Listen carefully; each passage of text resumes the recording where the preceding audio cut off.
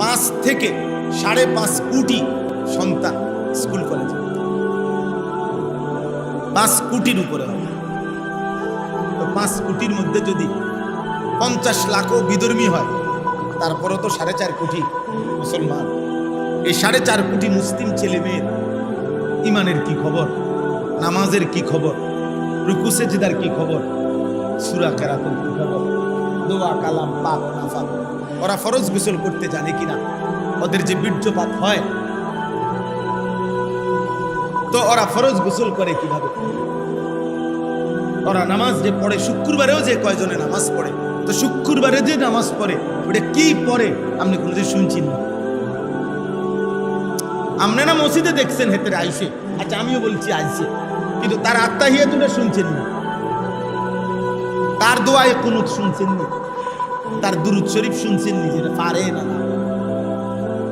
এটা হয় না, না হয়। কোরআন শরীফ যদি অশুদ্ধ হয়, সূরা কেরাত, তাহলে তো নামাজ হয় না, নামাজ হয় না। যাও আব্বা বাইরে ঘুরে আসো, বাইরে ঘুরে আবার ওই খাওয়াইবার টাইমে আইসো, আরো ফলাফাই নিয়ে আইসো।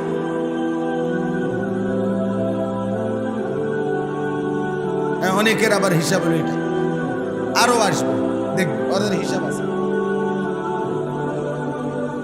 চলেন, তাইলে এটা জরুরি। আমাদের যে সন্তান 5 ওয়াক্ত নামাজ পড়ে না, যে কয়জন পড়ে জুমা শুধু শুক্রবার কি পড়ে, রুকুর তাসবিহ কি পড়ে, সেজদার তাসবিহ কি পড়ে, এটা কে শিখাবে? সুবহান রাব্বিয়াল আ'লা কি পড়ে, সুবহান রাব্বিয়াল আযীম শুদ্ধ না হইলে নামাজ হবে না। যার সূরা কেরাত অশুদ্ধ, খোদার কসম তার নামাজ হবে না, জওয়ান হোক বুড়া হোক। নামাজের মধ্যে কেরাত পড়া এটা একটা ফরজ, নামাজে কেরাত পড়া কি ফরজ, অতএব ফরজ ছুটে গেলে নামাজ হয় না। আর ভুল কোরআন শরীফ সূরা কেরাত এর দ্বারা নামাজ হবে।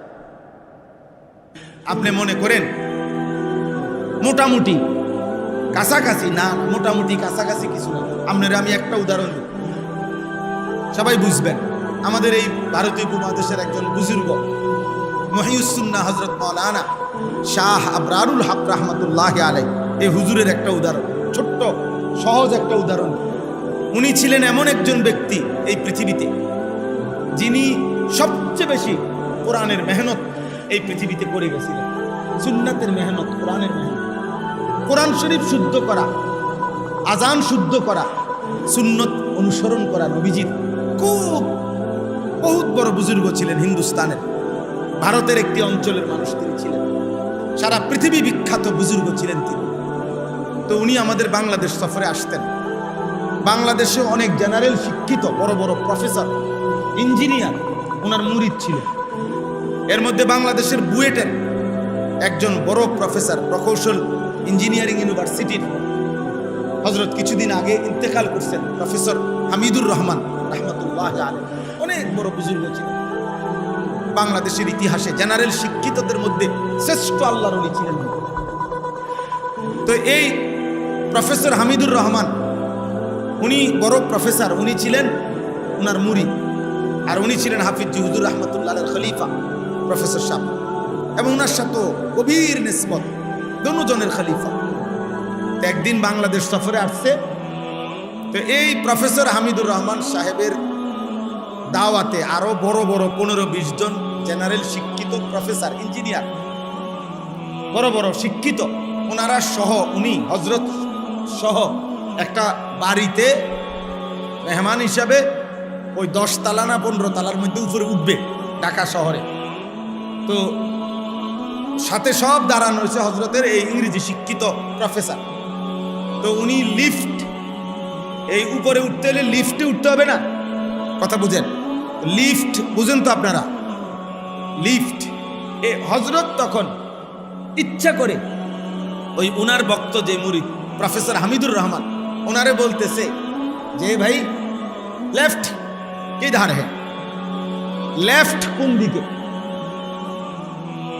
কি বলছেন লেফট কোন দিকে? তো শব্দটা কি? লিফট। শব্দটা কি? লিফট। উনি ইচ্ছা করে বলছে যে লেফট কোন দিকে, তো শব্দটা তো লেফট না, আর লেফট মানে তো লিফট না। লেফট মানে বাম দিক, রাইট মানে ডান দিক। তাহলে লেফট বলা দ্বারা আপনারা বলেন তো লিফট মোটামুটি বুঝে গেছে নি? মোটামুটি বুঝে গেছে। একজন মানুষ যদি বলে লেফট, তো এটার দ্বারা লিফট বোঝা যায়, মোটামুটি বোঝা যায়, কাছাকাছি বোঝা যায়। লেফট মানে তো বাম দিক।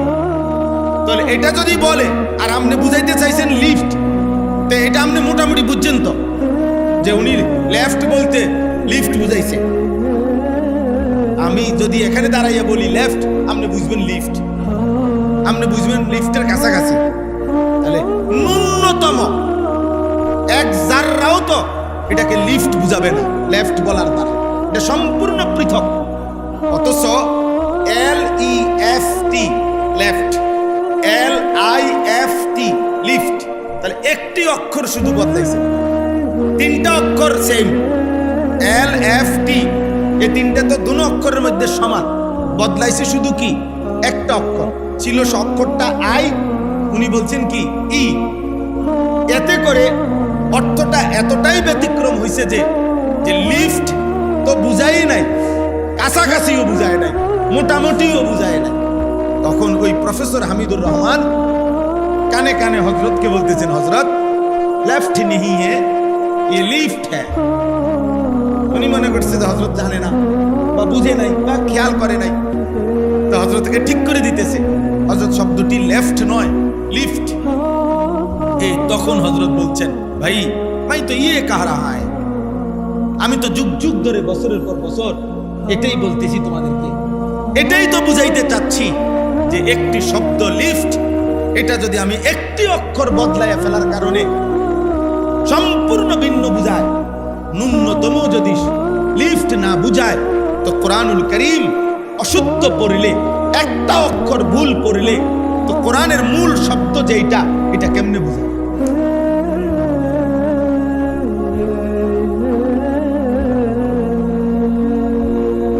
কেমনে বুঝায়? সেটা কোরআন হবে কিভাবে? আর এতে নামাজ হবে কিভাবে বলে?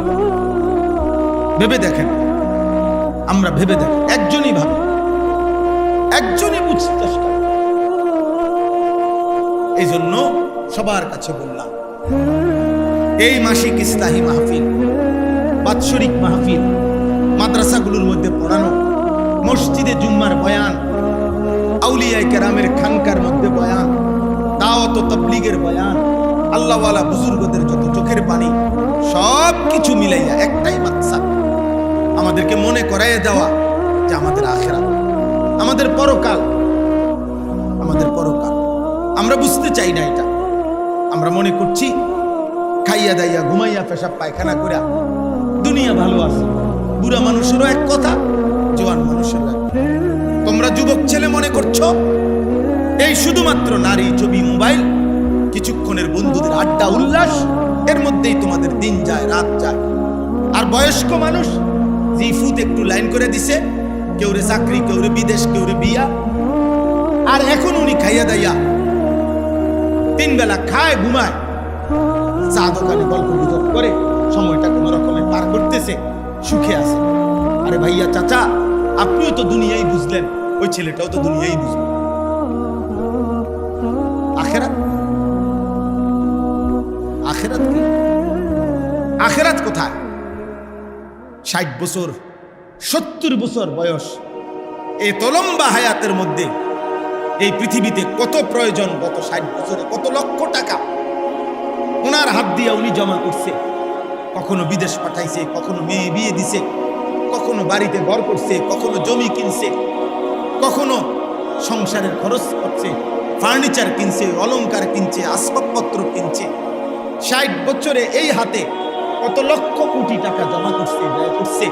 কিন্তু 60 বছরে আল্লাহর ঘর দেখবার কথা, হজে যাওয়ার কথা, আহা নাফরমান বুড়ার কলিজার মধ্যে কোনদিন আসে? কোনোদিন কথা মুখে মনে পড়ে নাই, আহা আমি আমার মালিকের ঘর দেখবো কোন দিন, আমার রসুলের রওজা দেখব, আমার নবীর সামনে দাঁড়াবো কোন দিন, মদিনা যাব কোন দিন, কাবা দেখবো কোন দিন। একথা মনে আসে, একথা ভাবেও নাই। অথচ খোদার কসম, আল্লাহ নবী বলছেন সামর্থ্য থাকা সত্ত্বেও যে হজ করে নাই অথচ মরে গেল, আল্লাহ নবী বলছেন নিশ্চিত নিশ্চিত ওইটা ইহুদি মরলো অথবা খ্রিস্টান মরলো, মুসলমান মরে না। এটা বেঈমানের মৃত্যু হলো, বেঈমান, বেঈমানের মৃত্যু হলো, বেঈমান। নবীজি বলছে এটা বেঈমান মরে গেল, মুসলমান মরে গেল। সামর্থ্যের একটা উদাহরণ বলি, আমি একটা উদাহরণ বলি, আপনারা যে কয়জন বুঝেন, আমি দেরি করব না। একটা উদাহরণ হলো, এই যে একজন মুসলমান, মনে করেন ওনার যে বসত ভিটাটা, ওনার যে বসত বাড়ি যেটাতে উনি থাকে, এইটার অতিরিক্ত ওনার শুধুমাত্র জমি আছে, খেতে ফসল, ফসলের জমি, বাজারের ভিটা, অথবা যেখানেও ওনার আলাদা জমি আছে, জমি, বুঝছেন নি কথাটা? এতটুকু জমি আছে যে কিছু অংশ জমি যদি বিক্রি করে তাহলে হজ্জের টাকা হবে, সংসারের ওই কয়দিনের খরচ চলবে, আর ফিরে আসলে বাকিটুকু জমি দিয়েই ওনার সংসার চলবে। ওনার আলগা ব্যবসাও নাই, চাকরিও নাই, ফুতো বিদেশ নাই, কিন্তু বসতের অতিরিক্ত এতটুকু জমি আছে। আমি আরো ভাঙ্গা কই তাহলে বুঝবেন। মনে করেন বর্তমানে সর্বোচ্চ 6.5 লক্ষ টাকা হইলে আরামসে হজে যাওয়া যায়। হজ্জের প্যাকেজ হইল 45 দিন সর্বোচ্চ, যাওয়া আসা থাকা মিলাই, এর কমও হয়। 45 দিনের ভিসা দেয়, আর মানে প্যাকেজ বানা একটা, এর ভিতরেই আপনাকে সফর করাইয়া কোম্পানি বাংলাদেশে আবার কি ফিরতি ফ্লাইট হবে। তাহলে 45 দিন, 1.5 মাস।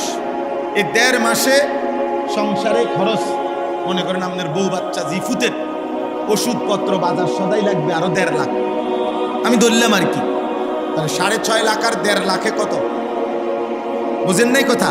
8 লাখ। এই 8 লক্ষ টাকা এবার হিসাব করেন যে এই বসতের অতিরিক্ত ওনার এতটুকু জমি আছে, যে এই জমি আপনার কিছু অংশ যদি বিক্রি করে তাহলে 8 লাখ টাকা হবে। 4 শতক জমি বেচছে 2 লাখ টাকা করে, 8 লাখ। 5 শতক জমি বেচছে আপনার 8 লাখ টাকা হয়ে গেছে, 10 লাখ টাকা হয়ে গেছে। 3 শতক জমি বিক্রি করছে, 3 তিরিকা 9 লাখ টাকার ব্যবস্থা হয়ে গেছে। আরো যে 10 শতক জমি আমি ধরছি, আরো 6 শতক আছে, 7 শতক আছে, উনি দেশে আইলে এটা দিয়েই ওনার সংসার চলবে। ওনার আর ব্যবসাও নাই, দোকানও নাই, ছেলেও বিদেশ নাই, আর কিছু নাই, বসত আছে আর এই জমিটা আছে। এই জমির কিছু অংশ বিক্রি করে যদি হজের টাকা হয়, বাকিটা দিয়ে যদি সংসার চলে, তার খোদার কসম, আল্লাহর ঘর মসজিদে বসে বলতেছি, এই মুসলমানের উপরে হজ 100 ফরজ, ফরজ, ফরজ। এই মুসলমান বুড়া যদি মরে যায় হজ না করে, আল্লাহর নবী বলছে এটা ইহুদি মরছে নয়তো খ্রিস্টান মরছে।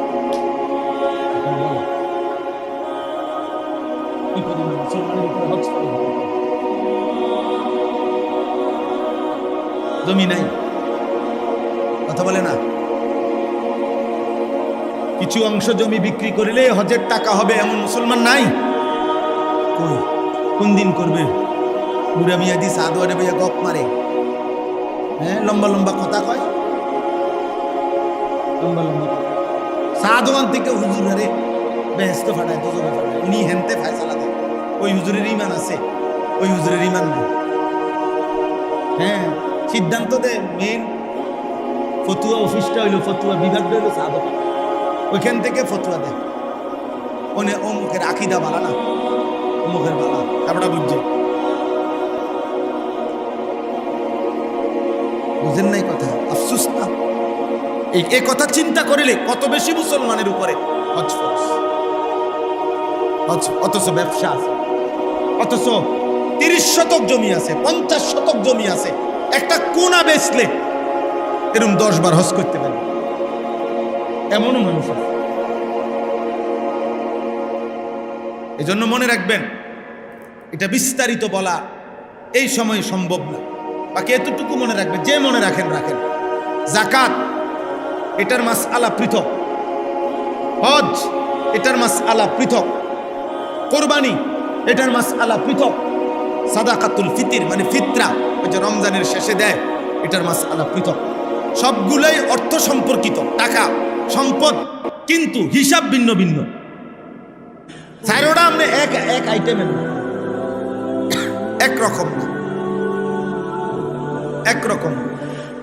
কোরবানির 3 দিন, এবছর 28 তারিখ কোরবানি ইনশাআল্লাহ, তো ধরে নেন এই কোরবানির 3 দিন কারো কাছে যেই উপার্জন করে, যেই পুরুষ কিংবা নারীর কাছে 52.5 ভরি রূপার সমপরিমাণ টাকা সম্পদ অতিরিক্ত আছে, তার উপরেই কোরবানি আছে। 52.5 ভরি রূপার দাম আজকের হিসাবে, এখনকার হিসাবে, বছরের হিসাবে 1,89,000 না 79,000, 1,79,000। আরেকটা হিসাব হলো 1,90,000, মানে 3600 টাকা বড়ি অথবা 3400 টাকা বড়ি হিসাবে। তাইলে মনে করেন ছেলেটা বিদেশ থেকে আজকে 4 বছর বিদেশ করে, 5 বছর বিদেশ করে, এই ছেলেটা বাড়িতে 30,000 টাকা পাঠাইছে, বাপ্পার নামে কোরবানি দিছে। এখন এই ছেলেটার কাছে 1,80,000 টাকা আজ 5 বছরেও তার কাছে জমা অতিরিক্ত নাই। কথা বলেন না কেন? তো তার উপরে কোরবানি ওয়াজিব, তার কোরবানি কই? ওই তার কোরবানি দিল কই? তার উপরে না কোরবানি ওয়াজিব। আচ্ছা, 2 নাম্বার, বাফের 3 ফুট 4 ফুট সংসার ভিন্ন নাই, একসাথে এখনো। একজন ঢাকা চাকরি করে, একজন কুড়ি চাকরি করে, একজন বাড়িতে সংসারে ক্ষেত খামার ফসল আলাদা করে। তো মনে করেন কোরবানি আসছে, ওই বিদেশের ফুতে দিছে 20,000, ঢাকার ফুতে দিছে 15,000, আর ওই কুড়ির ফুতে দিছে 10,000। এই 20 আর 15 35, আর 10 15 45, মনে করেন আরো 5-10,000 টাকা 50,000 মিলাইয়া 2 শরিক কোরবানি দিছে বাপ্পার নামে। আমরা ঘরে কোরবানি হচ্ছে, এটা নিয়ে কোরবানি।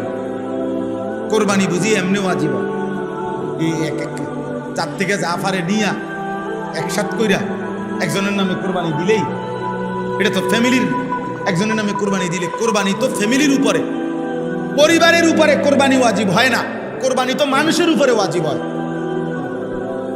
তো ওই যে ছেলেটা চাকরি করে, তার কাছে তো 1,80,000 টাকা আছে জমা, তো তার উপরে কোরবানি ওয়াজিব না, তো তার কোরবানি কই?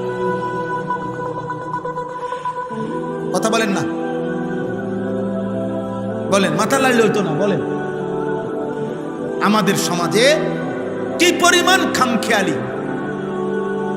বাপমার নামে কোরবানি দিবেন, ভালো কথা, এটা তো হলো বাপমারের সহযোগিতা করা, সহযোগিতা করা। আমার আব্বা ইন্তেকাল করছে 2015 সালে, আমরা আজও এই বছরও আমার বাবার কোরবানি পৃথক ভাবে বাবার নামে, বাবার হিসাব ধরে কোরবানি দিই, কিন্তু আমার কোরবানি আমার বাবার নামে দিলেই, মানে আমার বাবার দিলেই আমার কোরবানি আদায় হয়ে যাবে। তো কথা বলেন না? তো তাহলে একটা ফ্যামিলির মধ্যে উপার্জন করে যতজন, কামাই রোজগারি করে যতজন, এ বিবাহিত না হোক, আমার কয় হাতে কোনো বিয়েই করছে না, হাতের আবার কি কোরবানি না, হাতের কোরবানি না, শুধু বুঝতো খানা, হাতের শুধু খানা, হাতে বিয়েই করে নাই। তো বিয়ে না করলে কি, বিয়ের সাথে তো কোরবানির হিসাব। তাইলে বালেক পুরুষ মুসলিম, বালেক সাবালক, যার বীর্যপাত হয় তাকে বালেক বলে, প্রাপ্তবয়স্ক। এমন বালেক পুরুষ, বিবাহিত হোক অবিবাহিত হোক, সংসার একত্রে হোক ভিন্ন হোক, যে উপার্জনকারী, যার কাছে এ কোরবানির 3 দিন 1,90,000 অথবা 1,79,000 টাকা সমপরিমাণ সম্পদ টাকা জমা আছে অতিরিক্ত, তার উপরেই কোরবানি আছে। এমন প্রত্যেকের কোরবানি আদায় করতে হবে। যদি না আদায় করে, আল্লাহ নবী বলছে ওই নাফরমানকে বইল আমাদের মুসলমানের ঈদগাহে যেন না আসো। আরে বইল মুসলমানের সমাজ সমাজে তুমি আইসো না, তুমি যাও, তুমি আলাদা থাকো। ফালা ইয়াকরাবান্না মুসাল্লান। আর সওয়াব কি? দিলে কুরবানির সওয়াব কি? সুবহানাল্লাহ। নবীজি বলছে একটা সওয়াব শুনেন। নবীজি ফাতেমাকে বলছে, ওনার মেয়ে ফাতেমা, এখন তোমার প্রাণীটা জবাই হবে, কুরবানি হবে। ফাতেমাকে বলছে নবীজি একদিন, হযরতে ফাতেমাকে বলছে, ফাতেমা কুমি ইলা উদহিয়াতিক, তোমার প্রাণী এখন কুরবানি হবে, তুমি দাঁড়াও পর্দার আড়ালে, তুমি দাঁড়াও। ওয়াশহাদিহা, এবং দেখো, তুমি আড়াল থেকে, পর্দার আড়াল থেকে দেখো। নবীজি বলেন ফা ইন্না লাকা বিআউয়ালি কাতরাতিন তাকতুরু মিন দামিহা আন ইউগফারা লাকা মা সালাফা মিন যুনুবিক। সুবহানাল্লাহ। নবীজি বলেন, ফাতেমা, এখন যে প্রাণী তোমার কুরবানি জবাই হবে, রক্তের এক ফোঁটা মাটিতে পড়বার সাথে সাথে আল্লাহ পাক তোমার পিছনের সব গুনাহ মাফ করে দেবে, সব মাফ করে দেবে। আন ইউগফারা লাকা মা সালাফা মিন যুনুবিক, পিছনের সব গুনাহ আল্লাহ মাফ করে দেবে।